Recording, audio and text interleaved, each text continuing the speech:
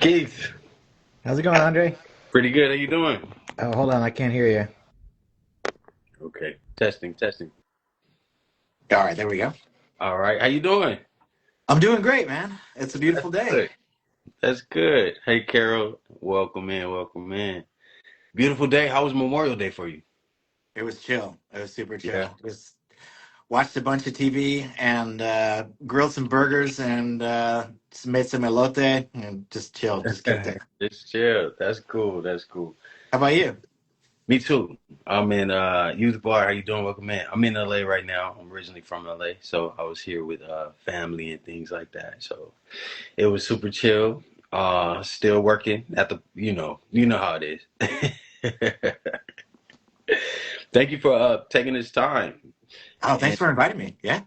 yes, yes, and having these live office hours where you talk about you, your business, um, and whatever else you want to talk about. Awesome. And thank you Yeah. for. No, go ahead. Sorry.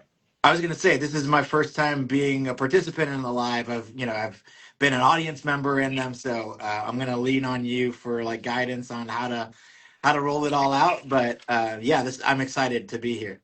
Okay, okay. We super excited to have you in. Really, the format is super chill conversation. Just just for our both of our audiences to meet. The Cobiz community can basically be aware of what they have access to, with your business. And, I like to say the resources we have in our backyard. Yeah. Oh yeah, yeah. I mean, Cobiz is literally like 15-minute drive from my house, but Yeah. it's also like it's right next to BART. So I actually was just kicking it with a friend of mine, a former colleague who came in from San Francisco. So he was able to ride the train, jump off at Richmond BART, and then like walk over. And so it's such an amazing location, physically convenient, like right in our backyard, like you said. But Yeah. once you get here and you see the amenities and you feel the vibe. I mentioned that to Christina Kenny a while ago. The first time I walked in, even though it was there weren't that many people here, there was just an energy in the building Yeah. that I felt that they had curated and cultivated over the years. It Yeah. just felt so welcoming and so energizing to be in this space. Right. Right. And I love Christina. And I mentioned the same thing. I mentioned like there's this energy. Um there's just this energy, this presence, this vibe within Cobiz. And I love how you put it, like that they cultivated over the years. Yeah. That's how I see it. And what I found out really quickly after that is it's not just vibes because vibes only take you so far, right? Like Right, right, there's right. vibes and then there's programs, especially like the wraparound services for entrepreneurs that I'm happy to be a part of, both as a subject matter expert, but also as a recipient of those services. I've had access to people that give me tips on the legal structure for my business and for SEO, right? Yeah. And even though like I know enough about SEO to be dangerous. I was like, am I doing this stuff right? And I was able to tap in with somebody who's an expert in this stuff. And he was like, actually, you're doing a lot of stuff really good. And that was helpful to me, just I mean, as a solopreneur wearing all the hats, there's the doubt that can creep in when you're doing it solo, Yeah. right? Just to Yeah. have that validation and to be able to offer services in kind to other people has like Cobiz has just been magic for me. It's just an amazing place. Yeah, we really, really appreciate that. And super thankful, to have you a part of it. Uh and Keith, it's crazy because I heard so much about you before I even met you. Oh Like wow. it Thank was you. crazy. I feel like our industries are identical in some ways, with the filmmaking aspect of it. But your name has a lot of buzz around not only just Cobiz but Richmond. I went to an event. It was at Costa College, and Okay. your name actually popped up too. Oh wow. Yeah. And and so, I'm super thankful for you to, be a part of this, and then I can ask the questions that I want to know too. For sure. Yeah. No, I'm really grateful. It's humbling to hear that my name is ringing out. Because I a lot of the stuff that I do has been intentionally behind the scenes. Got it. I like to be a partner and, like a team member that just like plays a supporting role. More and more these days, I'm getting in front of the camera. But it always warms my heart when people remember work that we've done together fondly. And like I can't remember exactly who said it. It might have been Oprah. That's like people will forget what you said, people will forget what you did, but they'll remember how you made them feel. And if that's what's showing up is that I made people feel good and made people feel empowered, I'm accepting that. Yeah, I Yeah. love it. Yeah. I think that was Maya Angelou. Yeah, that's powerful. Okay, so to break it off, and the heavyweight, we definitely gonna ask those questions. Youth Bar, we are blessed. Also, thank y'all for being here. So Keith, what is your story? Like, who is Keith Battle? How much time you got? The quick version is that I am a creative problem solver who solves people's business problems through video storytelling.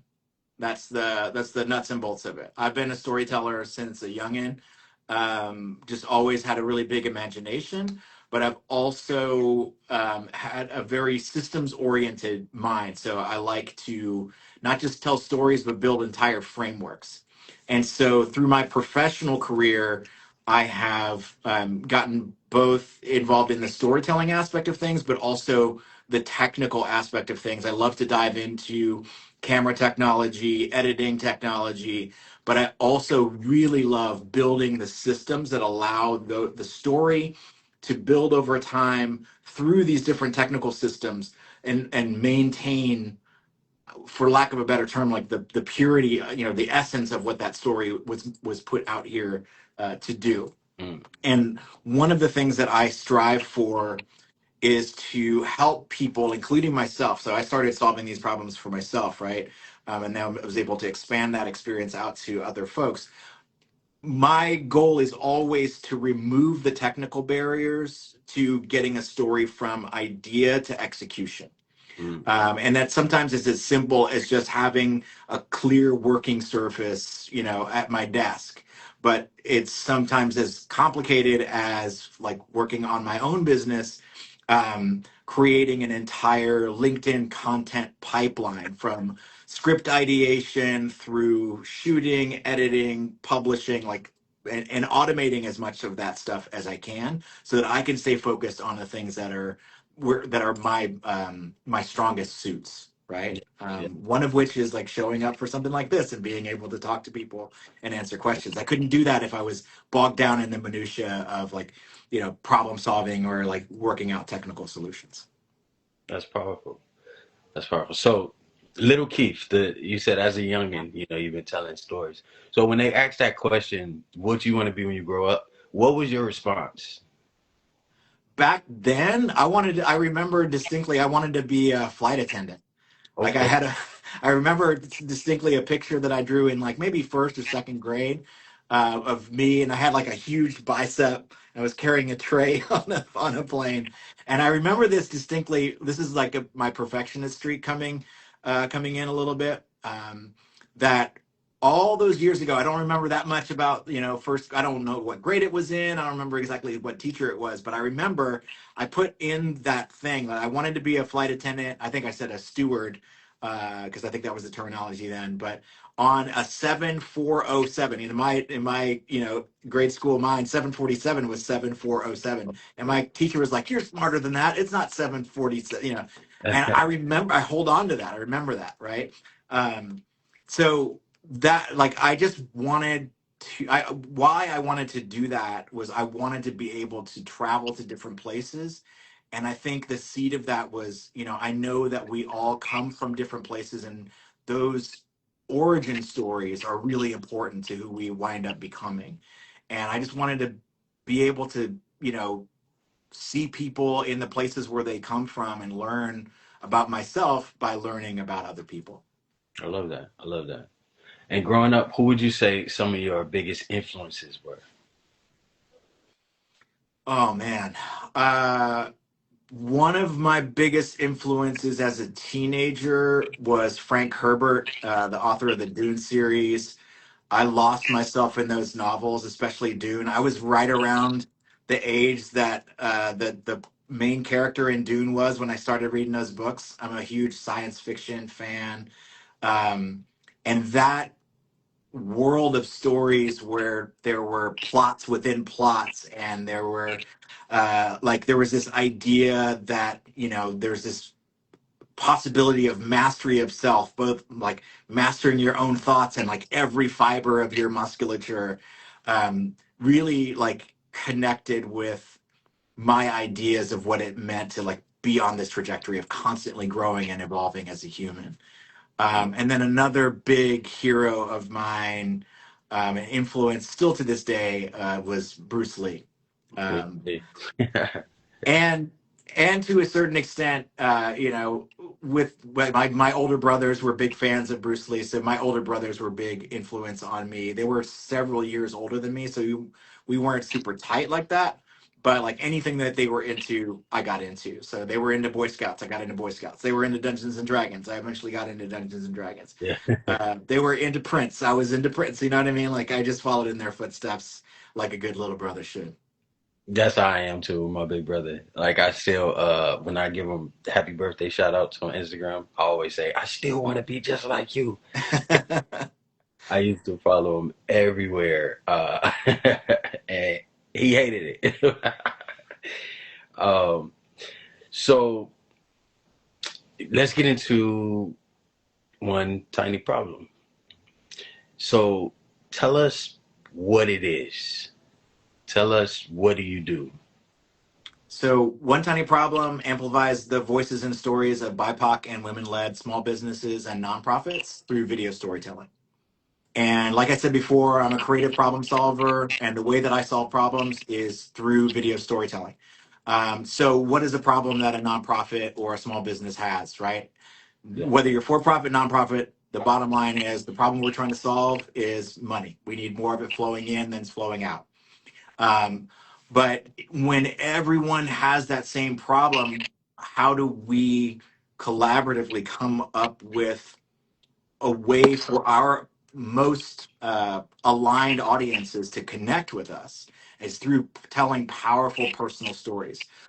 Stories of transformation, stories of overcoming odds, not necessarily about like what this product or service can do, but how it connects to us as the people that are running the organization or the business. That's really what I help small business and nonprofit leaders to discover and to cultivate is what is their unique story and how do they present that in a way that's comfortable, sustainable, repeatable for them so that they're not having for especially if I'm speaking to like the solopreneurs, it's not another hat that they have to wear. It Yeah, can become something of like a very lightweight logical extension of what they're already doing. that's powerful. How long you been doing this, and how did you get started into, this particular job? So, One Tiny Problem in its current state with me running it full time has only been around for 3 years, but I had technically incorporated in 2019. But the seed of the idea started in 2009 when I was laid off from my job as a post producer. And to answer the bigger question, like how long have I been at this? I've been in the video industry for little bit more than 25 years. Hmm. I started my first gig in the industry in the year 2000, and somewhere thereabouts, might have been early to like 2021. And that was a complete accident. I wouldn't say it was a complete accident, but it was not, I wasn't trying to get into the video industry. What I was trying to do was get access to the CD duplication towers at the company that I wound up working for had. So I'm a musician, like since way back. I've been playing instruments. My strongest instrument right now is voice, but I play guitar and I'm teaching myself bass and drums. And I do drum programming and all that stuff. So at the time, I was in a band and I wanted a place to make cheap or free copies of my demos. And Okay. I got a job in a video duplication company that had CD towers. And so I'm like, all right, sweet. But being a nerd and being a problem solver and somebody who's like obsessed with technology. Um, when I would have conversations in just sort of break periods with the video engineers that were running the tape room, I'm like, oh, okay, I can sort of see how that works. And then I got lucky enough to be able to sit at the elbow of our staff editor and ask them like how they were putting together sequences. But more importantly, and I think this is one of my superpowers, is I'm just incredibly curious, and I don't like not having complete answers. And so I was, even though I was labeling tapes and CDs and DVDs, I would have to answer the phone and people would ask me a technical question. And I don't like asking the same question of the people around me more than once. So like I would ask them first and I'm like, okay, make it make sense, right? Yeah. Break it down. Like, why is that the answer? And so from that curiosity, from that tenacity, I got promoted to the manager of that company. And then I later was recruited away from there to become a post producer, where I had a lot of fun and like learned a lot about video and audio compression. We had like a boutique company within a company that focused specifically on video and audio compression for clients like Microsoft, et cetera. Google and YouTube, when they were first like merging together, were one of our big clients. And I just like I said, I have this insatiable curiosity. And then I got laid off, and I had this moment to recalibrate. I could sit there and be miserable, and I was. I'm not going to front. Like I was like really, it was really crushing to get laid off. But I took it. I chose to take it as a sign that I needed to figure out what my next move was. And I had at that point I had been working for other people for I don't know a good 15, 20 years, and I was like, I wonder what it would be like to be my own boss. And so the Mm. seeds for One Tiny Problem were planted in that sort of pivotal moment. That sounds like that story sounds like destiny. You know. I am treating it as that, like that was a necessary setback that I had to encounter in my hero's journey, right? I needed to have everything stripped away from me so I could take an opportunity to figure out what truly mattered. I've been very fortunate to have a couple of those um, pivotal moments in my life where everything just sort of gets turned on its head, and I have to figure out where to go from there. And I have to really do a gut check about what my values are, and if I've been honest about my belief that I was moving towards those values, right? Yeah. And those sort of destiny moments are that moment to sort of check in and be like, all right, I'm gonna I'm gonna test you. You've been saying you're moving towards this goal. Here comes your test, right? Right. And I'm happy that I've wound up here. That's cool. The heavyweight asked the question. Yeah, The heavyweight asks, what is the best tools to start creating videos for visual storytelling? And do I need a teleprompter? these are great perennial questions, and the short answer is whatever you have access to right now is the best tool. Mm, Um, People get caught up in having the best camera, the best software, and I'm not saying that this is true of the person that asked the question, but I've seen it more often than not be an excuse to not start. mm, I give myself permission to not start because I don't have everything that I should have. There's no such thing as should have. And here's how I would frame it back. Um, get started right now with what you have and push that equipment, software, whatever it is, to its limit of what it can do. And then mm, you have a clearly defined limit that you're solving for. Right now, the variables, there's too many variables. It's like, do I have the right camera? Do I have the right lights? Do I have the right microphone? Do I need a teleprompter? Do I need this? Do I need locations? Do I need, like, there's so many things that can get in the way of just putting in the reps, right? So if you start putting in the reps right now with what you've got, then it comes down to, all right, now I know I just need to solve this one set of variables. It's from a million variables down to three. I've noticed consistently that I've got camera shake when I'm going handheld. So that's something I need to solve. I've noticed consistently that my lighting is off, or some things are blown out and other things are underexposed. That second thing, that's not something that you need to invest in equipment to solve. That's something that's literally just where you're positioning the camera with the available light that you have. So narrowing that down to those a smaller subset of variables to that you can just strategically knock out. This is not about like a one and done. I've got like I could give you every like top of the line piece of equipment and access to the software right now, and you'd still be stuck in the same place that you are because you haven't put the reps in. I'm not saying again. I'm not saying that that's true of the person that asked the question, but that's what I see showing up for a lot of people that they want to be ready before they start. And what I'm saying in the simplest terms is start before you're ready. Start with what you got. Well, the heavyweight did validate that is them, and Okay. that's their excuse. Heavyweight says I need to record pitch videos, and it scares me not having it memorized. Okay. So that part of it I want to validate because seeing and hearing yourself for the first time or fifth time, it's incredibly frustrating. I think now that I have an amazing singing voice.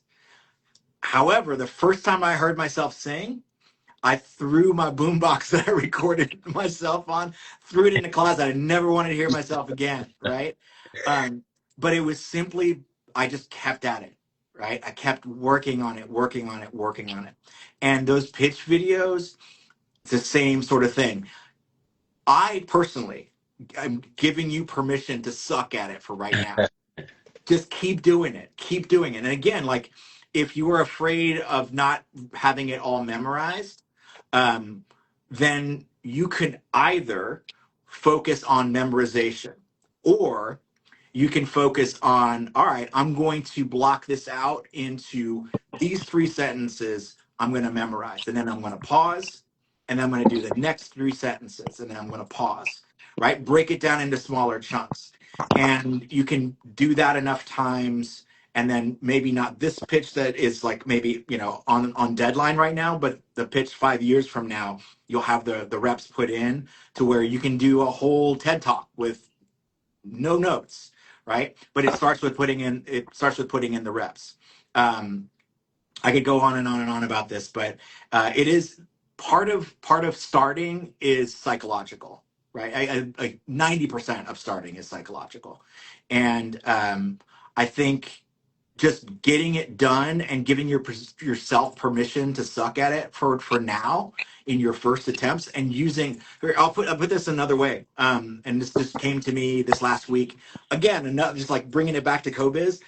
Another amazing program that I've been able to participate in through Cobiz is the Business Acceleration Group, which is a business owner mastermind. And I was able to share with that group last week that I had been hearing this phrase, done is better than perfect, all Oh, my life. Done is better than perfect. And it was people's well-intentioned attempt to get me to stop being such a perfectionist. But those roots are so deep, right? So done is better than perfect never really sat right with me until I found this other phrase that I was able to connect it to. And that other phrase is everything is data. So done is better than perfect because everything is data. That makes sense to my mind, mm, right? I'm just going to get it done and I'm going to put it out in the world. And in your case, the pitch video thing, get it done, let go of it emotionally, show it to someone that you trust, and get their feedback on it. And treat that feedback not as critique, not as I'm a good or bad presenter, I'm good or bad at this. Just it's data, right? Here are the things that I want to. Now, again, it's back to like, here are the three things that I want to focus on getting better on this next try. And I may not perfect it. It's just putting in the reps, putting in the reps. the heavyweight says, as a perfectionist, I receive this and will be okay with sucking. And it's crazy because I receive it also. I'm the same way. The heavyweight, I relate, when I'm doing auditions, I have to memorize these auditions. I like it creates so much work for me. The teleprompter, it just it's okay, but I got this perfectionist mind where it's like, no, I gotta continue to be okay. There's things that I didn't put out to this day because that perfectionist mindset. It's like, but I love what you said, it's data. And so, Yeah. yeah. That definitely, I know, I that definitely helped me. And the heavyweight said it helped. I want to say her. Sorry if I remember the heavyweight. I also remember Blue Sky Consultants. How you doing? Hopefully we could definitely talk soon. Keith, do you see yourself as a creative? Yes. Yes. I thought about it for like a split second. I don't really like that term, but I don't know why I have. I think it's become something of like I don't know. Yes, I am a creative person. I don't have any choice but to create things and worlds and stories. It is it's just part of who I am. Okay. So I know like a lot of us, because we're so busy creating, we're so busy on to the next, we're so busy doing certain things. How do you keep yourself motivated? That is a great question, and I'm in a season of transformation right now where I used to keep myself motivated in not healthy ways. And for those of you that have identified as perfectionists, maybe this speaks to you as well. I understand now that my perfectionism came from a deeply implanted feeling that I'm not enough. And Mm, so that drove me. That persistent feeling of not being enough was the fuel that just drove me to, my therapist said, like, your 50% is most people's 110% effort, right? right, right. And I wish it was just like a work ethic or something positive, but it was literally just I did not feel like I deserved any of the accolades, any of the jobs, any of the opportunities that I had. Mm, And I had to. Another thing my therapist mentioned is like, why are you trying to prove your worth after the opportunity has been awarded to you? Like that isn't the opportunity proof enough? And I'm yeah, like, no. So that was my motivation in the past. yeah. What I'm transitioning more towards now is, and I'm 53, I'm about to be 53. Um, I've put in the work. And so my motivation now is let me just reap all of the rewards that I have earned. Mm, And I'm not taking for granted any of these opportunities, but I'm going to step into acceptance of those things.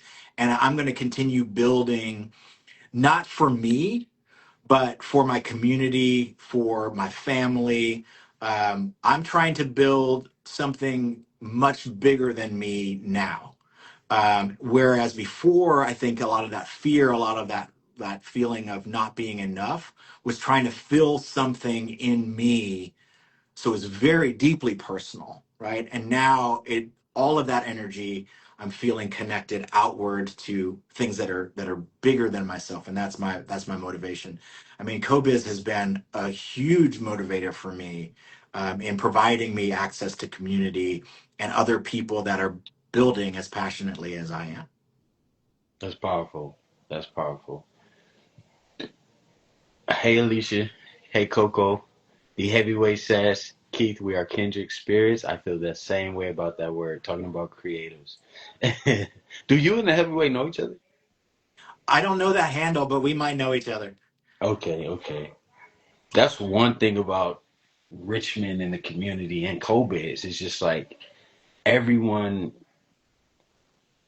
is connected. Everyone is doing something. Like my job as, community, um, is easy because I can walk up to anyone in Cobiz and like, what's your story? And I really appreciate your story. Like I already told you, I knew who you was before you knew who I was. So thank you for what you do. And if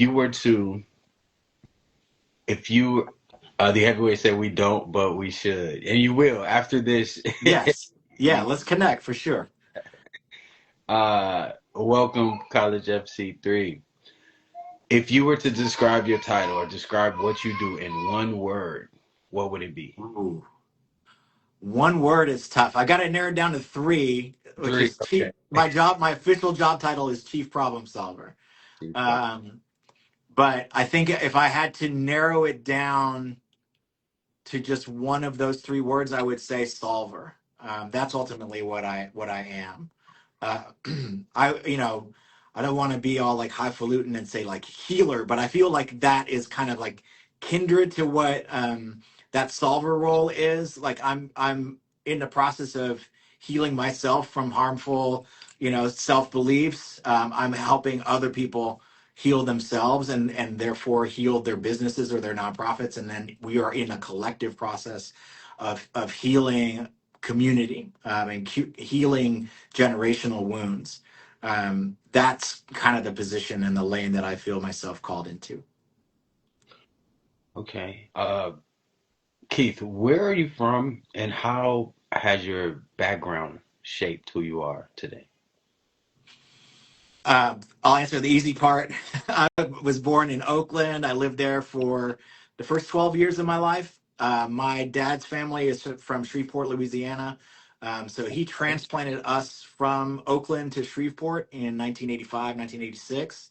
I did 6 years junior high school and high school in Louisiana, and then I'm like, I'm out. No offense to anybody who's got ties to Shreveport, but it was not the town for a mixed kid from Oakland in 1980s, in the late 80s and early 90s. Um, so I wound up going to University of Michigan. I wound up staying there in Ann Arbor for close to 10 years. And then I moved back to California in 2000, first to West Oakland, and then I lived in San Francisco for a bit, and now for the last 18 years, I've been living in El Sobrante, which is like 15 minutes from here. Um, how has that and my identity shaped where I am? I think a lot of those not being enough beliefs came from being a mixed kid in the South Mm, in the 80s and the 90s. When I tell if people are not familiar with Shreveport, when I tell people I grew up part of my life in Louisiana, they're like, "Oh, I love New Orleans." Like, this ain't that. Uh, different. Shreveport is much more like East Texas than it is New Orleans, right? Mm, So it was like stepping back in time 20 years when I went there. oh, wow. Um, and So I think a lot of that identity got formed. I mean, that was a crucial identity forming year, right? I mean, a time frame of puberty and coming of age happening in a very very fraught environment, um, and so I have been navigating worlds all my life between my black identity, my white identity, and what it's like to be mixed and to not be fully embraced by either side, but also to be fully embraced by both sides. You know what I mean? It's been a very interesting place to be, and I think I'm coming into an age or a time in my life where I'm finally starting to not just integrate those parts of myself, but to recognize that ability to navigate those worlds as a tremendous asset as I'm doing this, problem solving work and storytelling work. It's informed how I approach my clients and how the respect with which I approach their stories, because I know what it's like to have someone who is not like me tell my story. And so when I enter into a work arrangement with a client, it's never my business mission. It never enters into my mind to try to tell their story for them. My privilege is to get to tell their story with them, Mm, and to always be on guard for ways that my ego or my perception of where they're coming from starts to cloud what the story is becoming. Right. So it is One Tiny Problem is built on collaboration first and foremost, and that I never want to extract from people. I want to build with the people that are telling stories with me. Um, that's also, informed how I moved through some other spaces. I've been in spaces where I've been the only brown person in the room, where critical programmatic decisions are being made, and I'm being asked to be the spokesperson for all Black people, right? And I'm like, you know, that's not what I signed up for, and like, and so yeah, I'm trying to, in the philosophy and in how I run the company, I'm trying to build it so that there are more intentional rooms where we are present and we are making decisions about our stories. That's powerful. I feel like we can have a whole live on the Shreveport, you know? Um, and once you mentioned New Orleans, I was like, should I tell you that I went to New Orleans? I went to school at Xavier in Louisiana, Okay. and I do know it was different, and I did hear a lot about Shreveport when we were in New Orleans, when I was in New Orleans. But yeah, that's crazy. I wonder how it changed now, Shreveport, since then. I haven't been back in 30 years maybe. All right. And so we know you tell stories. What is the process of getting these stories? Is it like interviews you do with the clients? Do they have surveys they have to fill out? Like, how do you grab the stories from these different companies? So one of the things that I like to do, excuse me, with all of my clients when we sit down for the first time is I just like to listen. I have a couple of prompts that I might use to get them to talk about the origin story of the organization or the company. I do interview kind of like what you've asked me, and sometimes clients are like, "What does this have to do with anything?" Like this fundraiser video that we're trying to make, and I'm like, "Just bear with me. Like it's all foundational work, right?" Um, and so I like to get to know people, and if they're comfortable with it, very quickly we move to on-camera interviews, so that I have my first opportunity to put them in front of a camera and see how they respond. Um, do they tighten up and get very serious? Do they get in their head really quickly? Because when I'm working with someone, especially doing interviews, like interview style or documentary style storytelling with people, I need to know how I can work with them to get them to relax and drop their guard and forget that there's a camera and lights and all this stuff there, and just speak from the heart. Um, Again, like we we are imperfect, messy beings, right? And um, our audiences are sophisticated enough to know when they are being talked to, as opposed to when a story where truth is unfolding, right? And Right. so that's the place that I'm trying to quietly guide people into, is where they can just let their truth unfold, and then I'm very honored to have their trust that I'm going to take those raw materials and put them together in a way that um, conveys the essence of the story and maybe gets rid of some of the filler and fluff. But I like to think of every project as being unique and presenting unique opportunities. So I don't have a fixed way of going about it. Maybe I should have some forms and questionnaires that people can fill out to maybe streamline some of the process. But that's one thing that people will get to know about me, is that I prefer depth over speed.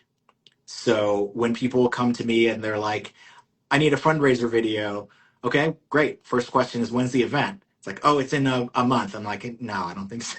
I mean, I let them down easy, right? But like, um, that's not the kind of breakneck speed that I like to work at. There are other people out there that are much better equipped to work at that speed.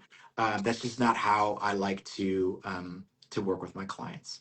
I like to take a longer approach in terms of calendar time to let things fully land and develop.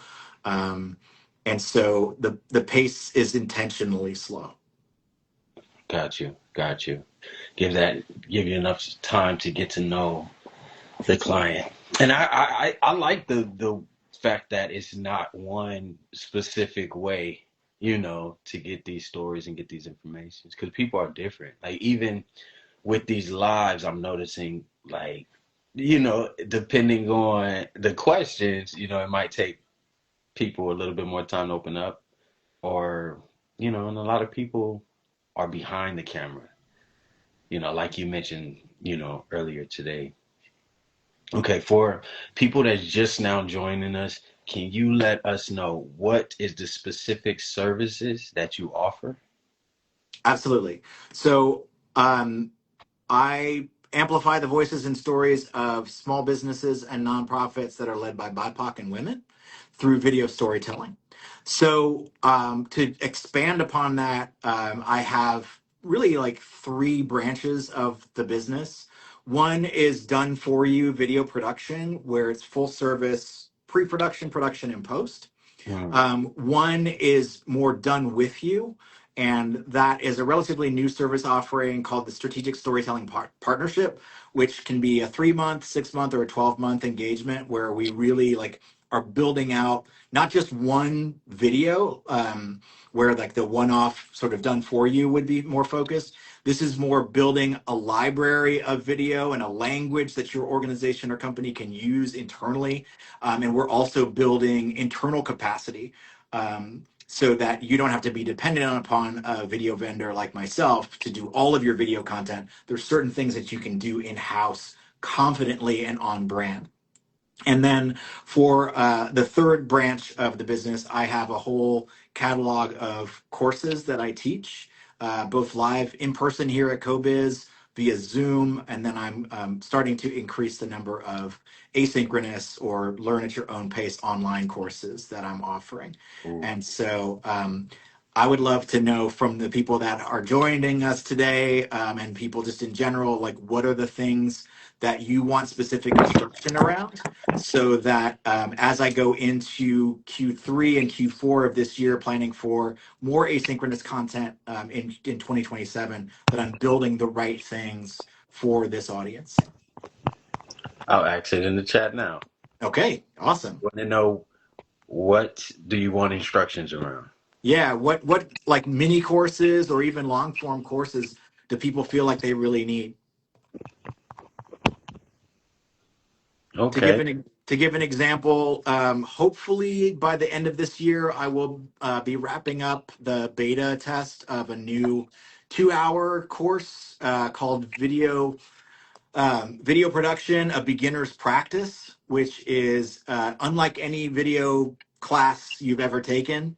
It is not all technical. It's mostly like some of the things I talked about at the top of this, when the question was asked, like, what equipment do I need? Like, how do I, this course is built around how do I help you get out of your own head and get started? So it's very, very simple, stripped down. Like, we get hands on cameras and start messing around really, really early in that 2-hour course. Okay. So throughout the chat, revitalization, Natalia said, "Oh wow, this was when you was explaining the branches of your business." The heavyweight said, "At what stage of a small business would you consult on?" Excuse me. I've worked with all stages of business. I've worked with an entrepreneur here who is still like working on his MVP of his product.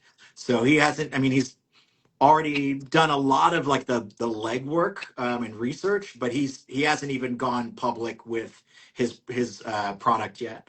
And then I've worked with organizations and businesses that have been around 10, 15, 20 years. Um, so in some ways, it's easier for me to work with clients that are just starting out in their business journey because they don't have these hard and fast ideas about um, their infrastructure, which is a big thing that we work on. But they people that are just figuring things out as they're going are more open to like building video storytelling as part of their process. I think people that have been doing it for a while and are now realizing or feeling the pressure to have video content tend to have this sense that, like, well, I just need X number of videos times, X number of months, and it's going to yield this result. It's, in my opinion, it's not strictly a math problem. There is math and multiplication involved in it, but it's a lot deeper than that. And the kinds of conversations that I like to have are not, at least at first, are not about like, okay, what's the number of videos that we need to make per month and what's the ROI? It's really more like I like to engage more in like meaning making with people at the beginning. I love that. That's powerful. The heavyweight, she's saying, I want to tell my story to support my business as a new founder. She literally, I think, will benefit from your services. Absolutely. And to answer the questions about what instructions are around, she's saying framework of storytelling course. Okay. Revitalization Natalia is saying that she wants to do a short story or film of her life, but she don't want to use AI. Okay. Yeah. I let's see. Yes, please continue to drop the questions. Please continue to drop the questions. I have a question. What would be, if any, or if all, the best platform for video marketing right now? Is it IG over TikTok, TikTok over Facebook? Does it matter? Which socials? It does absolutely matter, and the answer is nuanced. So um, it begins with understanding who your target audience is. Any marketer will tell you this. Having an audience persona for for your target audience will be way more informative about which platform is going to have the most value for you. So I'll say two things. Um, Number one, you don't need to be on all the platforms all at once at first, if ever, Yeah. right? You just need to be on the platform where your target audience is. So, as I said in my intro, One Tiny Problem is a B2B business, right? So my business is selling to other businesses and nonprofits. Where are those folks most likely to find me and resonate with me? On LinkedIn. So all of my content for this year has been targeted towards LinkedIn. And like I said, like I'm a systems person and I want to narrow down the variables. So all through this year, my focus is going to be entirely on building messaging and audience and engagement on LinkedIn. Mm. In 2027, the most likely new candidate that will get added to the mix will be Instagram. And I may or may not choose to do Instagram and TikTok at the same time. But I don't think that the people that are willing to buy on a business to business relationship are showing up on those platforms. So solid LinkedIn is where I'm at, and then growing, experimenting in these other platforms is the approach that I'm using. Now, for someone who's B2C or direct to customer, then your platform of choice to focus on might be TikTok or Instagram instead of LinkedIn, right? It really is going to be dependent upon that customer persona or personas that you've developed. That makes sense. That's powerful. How can you identify? This is from Revitalization, Natalia. How can you identify your target audience? I just pull lessons from my life and post a lesson learned. What is your business, Natalia?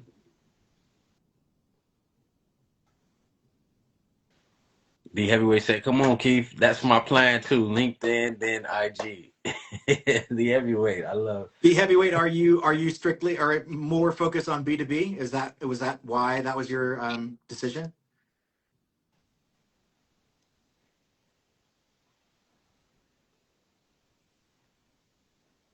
And while we're waiting for that answer, I will also throw into the mix. Um, for those that are want a deeper dive and more support in marketing, there is Tita is one of the marketing subject matter experts here. There are several marketing subject matter experts within the Cobiz wraparound services. So if you are not currently a wraparound services participant, the application is on the website. You can fill that out, and then you have access to me. And I think it's like a cohort of at least a dozen other subject matter experts from anything that you need for your small business. You have access to us through our virtual and in-person office hours, as well as Tita was doing a workshop, and I'm not sure if those videos were archived, but it's just an amazing resource. So it doesn't have to end here in these lives. You can definitely pursue deeper connection. Yes, just a shout out to the wraparound. Please sign up for our wraparound services where you could get office hours with, like you mentioned, Tita. We have Allegra. We go live every first Wednesday and third Wednesday. You can get marketing information from a PR perspective. Tita is really, really good. Make sure that you go on our website, fill out the application for the wraparound. Still offering space if you want meetings and things like that. You have a certain amount of office hours monthly. So either DM me the information, go on our website, and fill out the form for wraparound. Natalia is life coaching. Okay. Life coaching is one of those things where it has, I think you might have multiple personas. So I have a couple of colleagues that do coaching, and like one of them focuses explicitly on executive coaching, right? And so again, their platform to invest in pretty heavily would be on LinkedIn, where those professionals, those C-suite people that they're looking for, are hanging out. But for life coaching for your non-executive sort of working folks, that might be other places like IG or TikTok. And so, again, as a systems person and someone who's trying to solve for the least amount of variables at a time, I would recommend doing like having a strong uh, persona built up. And like I said, there are templates out there you can find to walk you through how to define your persona. But reaching out to a subject matter expert is going to give you even more lift there. When you have that persona, then you identify, all right, this is the person that I'm trying to reach, and this is the platform where they're most likely to hang out. I'm going to focus on this person for 3 months, 6 months, whatever, and use the data that's coming back, right? Again, going back to the thing, like done is better than perfect, and everything is data, right? Put something out there, analyze the data, and figure out if you just need to tweak the messaging for that one platform to really have things start to pick up, or if you are on the wrong platform altogether, right? And that takes time, and that's one of the things that I've had to learn in this phase of One Tiny Problem over the last 3 years is patience. Patience is absolutely crucial. And I'm a person that in the past I just wanted everything now. I Right. want to see results right now. If it's not popping, like I must be doing something wrong. And sometimes the answer is not that I was doing anything wrong. It's just that I hadn't been doing it long enough for people to notice. So Mm. that's my 2 cents there. Natalia said, thank you for that. Quick segue, the heavyweight. If you're already signed up for the wraparound services, check the welcome email. You're able to book office hours with the therapists, with the marketers, accountants, everyone we have there. You also available and are you're offered free space at Cobiz. So you can book directly through that welcome email. If you can't find the email, DM me here on the Cobiz Instagram, and I'll resend it for you. And to answer your question about the B2B with the heavyweight, she says yes, but I need to pivot to collect data first. Okay. Yeah. I'm big on the data analysis part. This last couple of months, I've spent really tightening up my Google Analytics and using ChatGPT to break those analytics reports down along with my LinkedIn engagement reports. If you're on LinkedIn and you're not using those engagement reports, I would strongly recommend that as a really great place to start, so that you're pouring effort into the things that are working, not the things that are failing to work. If they're failing to work consistently, probably useful to either tweak what you're doing or shift that energy to the things that are working. And one last question for Keith. What is your birthday? That comes from the heavyweight. July 15th. The heavyweight said, "Do we have the same birthday?" Is that because we have so much in common, the heavyweight? Cancer We'll, energy all day. we'll wait for her to respond, but can you please one more time? I want to thank you so much for being here, Keith.